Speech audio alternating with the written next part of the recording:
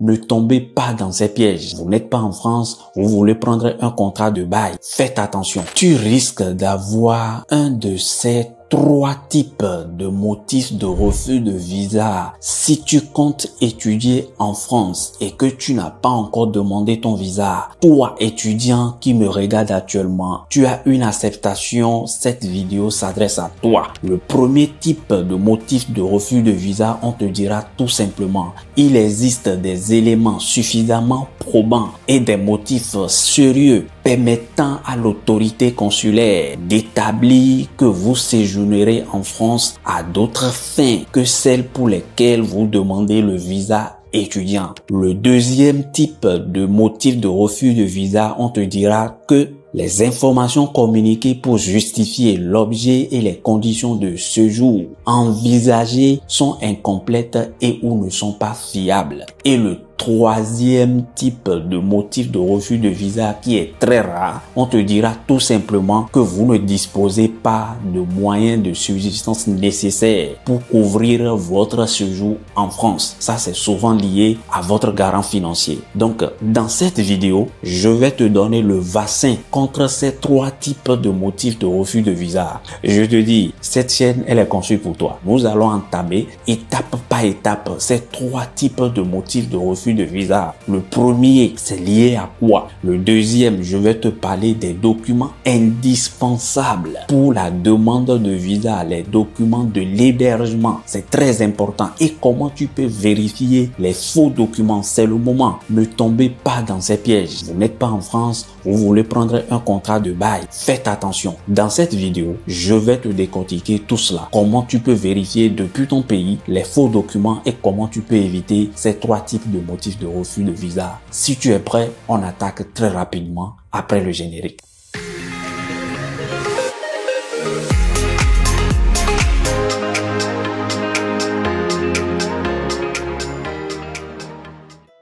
Voilà, si tu es nouveau ou nouvelle sur cette chaîne, moi c'est Jean Agossa, je partage que des secrets d'astuces sur cette chaîne qui vont t'aider à réaliser facilement, toi seul, ton projet de voyage. Tu es étudiant, tu veux voyager, je te dis tu es au bon endroit. J'ai déjà fait pas mal de vidéos ici pour les étudiants, tu peux déjà visualiser. J'ai créé beaucoup de contenu ici, quelle que soit ta catégorie, je te dirais, tu te retrouveras ici dans l'une de mes vidéos. Donc si tu veux travailler aussi, tu veux un contrat de travail dans toute l'Europe, je te dis, j'ai déjà fait ici des vidéos sur le contrat de travail en Finlande, en Norvège, en Autriche, au Luxembourg, en Irlande, c'est même trop déjà, en Pologne, en Suisse. Donc visualise déjà la chaîne, tu vas te servir, tu feras ta procédure tout seul. C'est l'objectif de la chaîne, c'est ma manière de t'aider. Nous avions décidé de mettre en place des guides exclusifs. C'est des sites qui sont publiés dedans dont vous ne verrez nulle part. Je vous le chante toujours, parcourez les chaînes,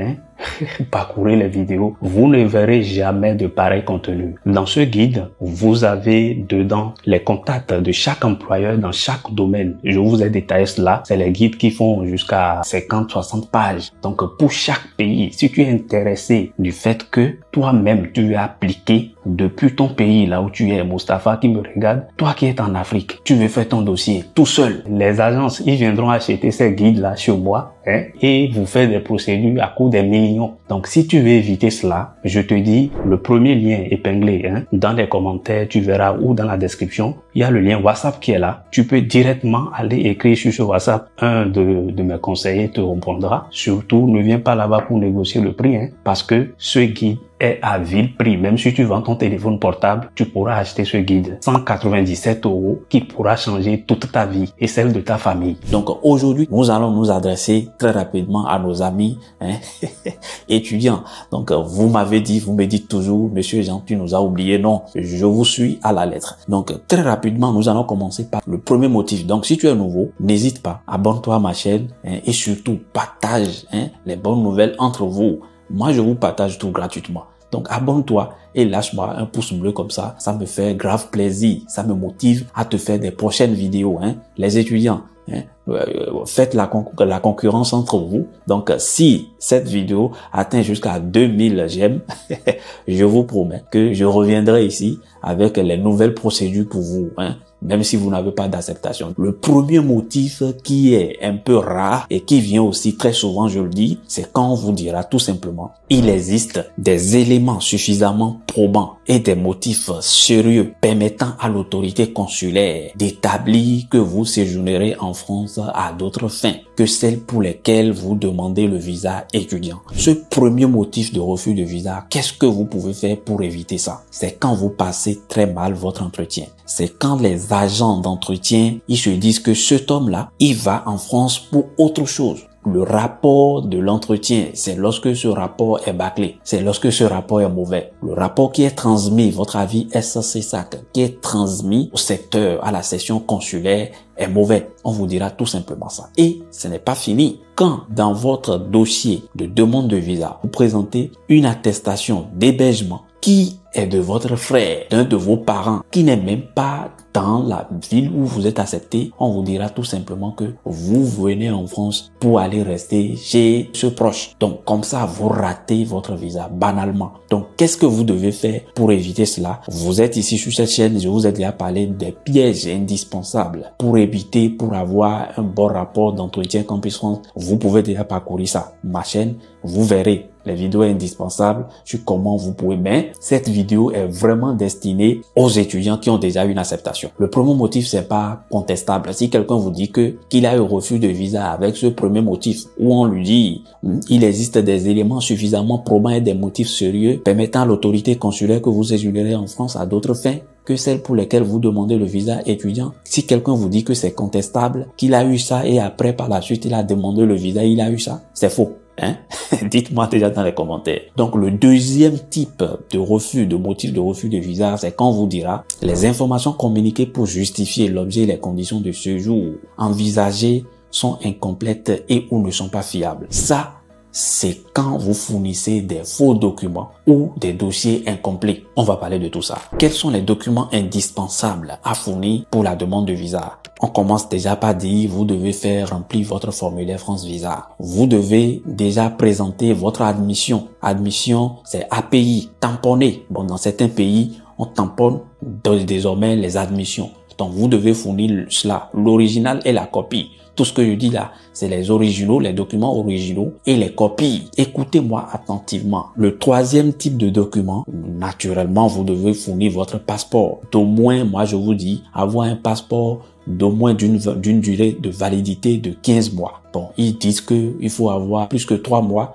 mais moi je vous existe là, 15 mois de validité. Le quatrième type de document, l'hébergement. C'est là j'en viens. Et il y a 3 types d'hébergement. Le premier type d'hébergement, c'est lorsque vous avez une attestation de résidence universitaire. Ça peut provenir de Crous. Si vous faites à temps votre demande d'attestation de résidence auprès de Crous sur messervices.gouv, si vous avez la chance dans votre ville, le service Crous peut vous donner une attestation, une résidence. Mais c'est un peu rare parce que vous êtes à l'étranger. Ceux qui sont sur le sol doivent être servis déjà. Et avant qu'on ne serve eux d'abord, pour qu'on vous jette le reste là, en Afrique où vous êtes, c'est déjà trop tard parce que vous faites déjà, les demandes de visa commencent et courant le mois de juin. Donc c'est déjà trop tard. Alors que ils attendent jusqu'au 25 juillet pour attribuer les logements. C'est très rare pour vous. Donc le deuxième type de logement, d'hébergement que vous pouvez fournir, c'est les logements chez les structures privées. Mais moi, je vous conseille vivement tout ce qui est public. Tout ce qui est privé, c'est Live in France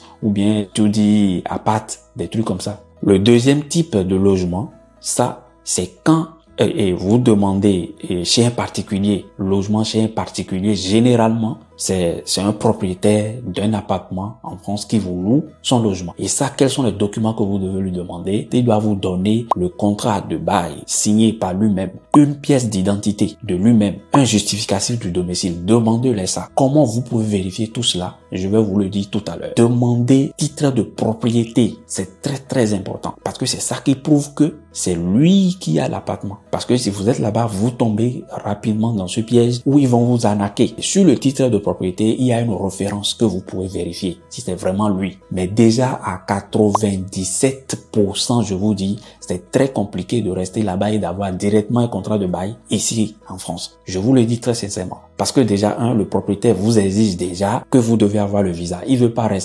réserver son logement pour quelqu'un qui n'est pas encore en France. Et c'est très compliqué. Là où c'est vraiment compliqué, on vous demande d'avoir un garant. Le garant doit être peut-être en France. On vous demande ça. Et on liste tout un tas de documents que le garant doit fournir. C'est très compliqué. Le troisième type de logement que moi je vous recommande en tant qu'aîné, c'est attestation d'hébergement chez un proche. Voilà, quelqu'un, je dis un proche, quelqu'un dont vous avez connaissance. Et quels sont les documents qu'il doit vous fournir? Le premier document, demandez-lui une attestation sur l'honneur rédigée. Je soutiens monsieur Kouchamon et Rigobert, né à Bamako, et habite à souhaite taper sur internet, vous avez les exemplaires, les modèles de déclaration sur l'honneur, de attestation d'hébergement. Souhaite héberger monsieur XY dans mon domicile à partir de, et très souvent c'est 3 mois. C'est au plus 3 mois. Donc demandez-lui ça. À partir de s'il a le temps, il peut aller vous légaliser ça. Mais s'il n'a pas le temps, c'est pas grave. En plus de la déclaration sur l'honneur, il vous faut encore sa pièce d'identité en cours de validité. Passeport ou titre de séjour. Si titre de séjour doit s'expirer dans 3 mois, il faut qu'il présente déjà le récépissé de dépôt. Un justificatif du domicile, c'est très important. Ça peut être facture d'électricité, facture de l'eau ou quoi que ce soit, ou une quittance de paiement également. Demandez-lui ça. Demandez-lui son avis d'imposition sur revenu, c'est très important. Et comment vous pouvez vérifier si l'avis d'imposition est faux ou pas? Parce que les gens sont capables de tout. Vous avez déjà une acceptation, ne tombez pas dans ce piège. Je vous mettrai ici la vidéo sur comment vous pouvez vérifier un avis d'imposition, s'il est faux ou pas. Les gens sont capables de tout. Vous verrez là-bas comment vous pouvez aller sur le service officiel impôt avec s.gouv. Vous allez, j'ai tout détaillé dans cette vidéo. Donc, allez regarder comment vous pouvez vérifier l'avis d'imposition. C'est un document crucial. Demandez-lui ça.